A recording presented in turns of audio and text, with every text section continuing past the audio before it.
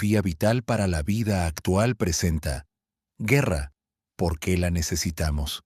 La guerra no empieza con armas, empieza con ideas, empieza en el lenguaje, en la forma en que nombramos al otro, en la manera en que construimos enemigos, antes de siquiera verlos. Porque lo más inquietante de la guerra no es que exista, es que siempre encontramos una razón para justificarla. Durante siglos, hemos intentado convencernos de que la guerra es un error, una anomalía, una ruptura en el orden natural. Pero, ¿y si no lo es? ¿Y si la guerra no es una excepción, sino una constante? Thomas Hobbes lo dijo con brutal claridad. El hombre es un lobo para el hombre. Para Hobbes, la guerra no es un accidente.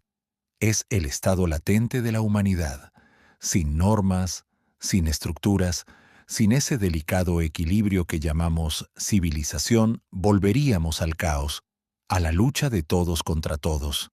Y aquí aparece una idea incómoda. La civilización no eliminó la guerra, la organizó, la hizo más eficiente, más estratégica, más sofisticada. Siglos después, Friedrich Nietzsche llevó esta intuición aún más lejos. Para él, no luchamos solo por sobrevivir, luchamos por imponernos, por afirmar lo que somos, por demostrar que nuestra versión del mundo merece existir más que la del otro. La vida misma es voluntad de poder, y entonces la guerra deja de ser solo violencia y se convierte en significado, en identidad, en afirmación.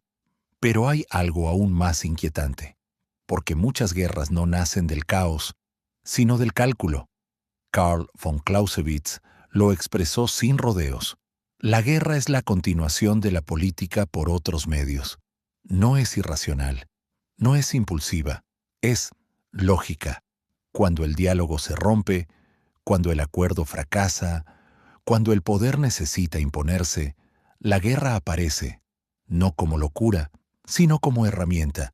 Y sin embargo, necesitamos creer que luchamos por algo más, por justicia, por libertad, por el bien.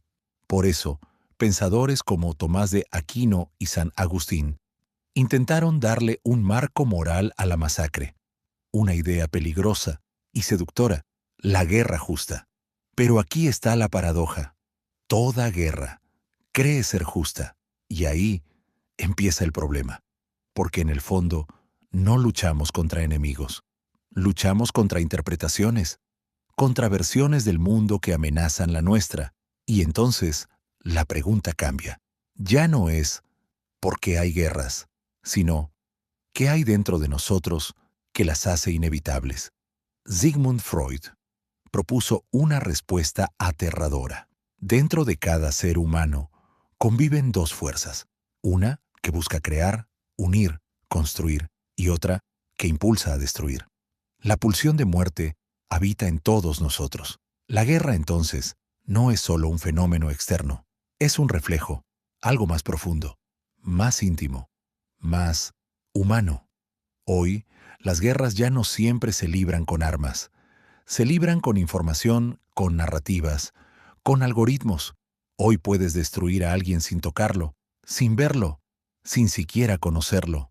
Pero la lógica sigue siendo la misma: dividir, imponer, dominar.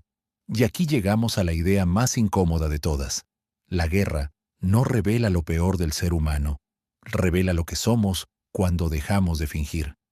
Así que, tal vez, la verdadera pregunta no es por qué hay guerras, sino por qué seguimos necesitándolas. Si Freud y Hobbes tenían razón, y la destrucción es parte de nuestra naturaleza, ¿crees que algún día evolucionaremos lo suficiente para no necesitar la guerra, o estamos condenados a repetirla